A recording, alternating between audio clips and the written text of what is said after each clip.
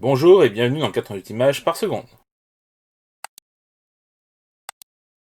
Cutthroat City, le troisième long métrage de RZA en tant que réal, n'est pas dénué de défauts, mais même si la réalisation n'a rien d'exceptionnel, le film est plutôt bon grâce à son scénario et son casting.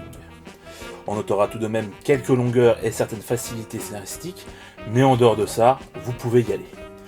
De plus, le sujet est intéressant, donc bon, 6 sur 10. Holiday.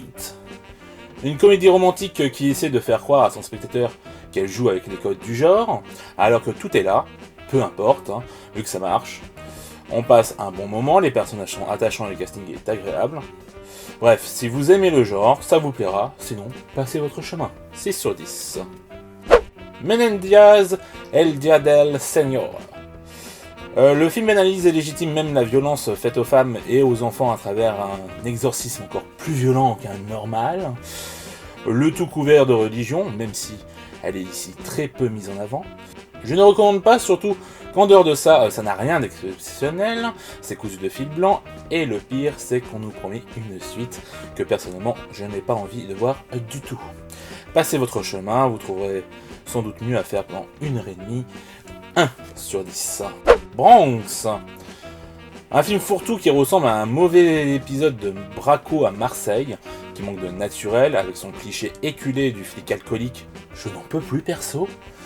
Malgré ça, on a tout de même un beau casting, même s'ils ne sont pas aidés avec leur dialogue, ils s'en sortent plutôt bien malgré tout. Le moins bon film de Marshall en tant que réal, parmi ceux que j'ai vus en tout cas. Par contre, on sent qu'il a eu beaucoup plus de moyens que d'habitude. Dommage qu'il n'ait pas fait un meilleur film avec. 5 sur 10. His House. Un premier film mélangeant critique sociale et épouvante, en se servant des croyances africaines, c'est intelligent et efficace. D'ailleurs, le film est très graphique et les scènes de rêve cauchemar ainsi que les moments où l'on voit les fantômes sont très bien foutus. Forcément, entre les protagonistes noirs, l'aspect horrifique et la construction intelligente du récit, on pense à Jordan Peele, comme quoi il a peut-être ouvert la voie à un autre cinéma. 7 sur 10. Voilà, c'est tout pour cette première émission reconfinement de 88 images par seconde.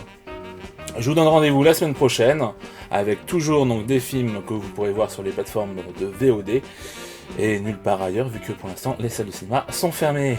Quel plaisir. Allez, ciao.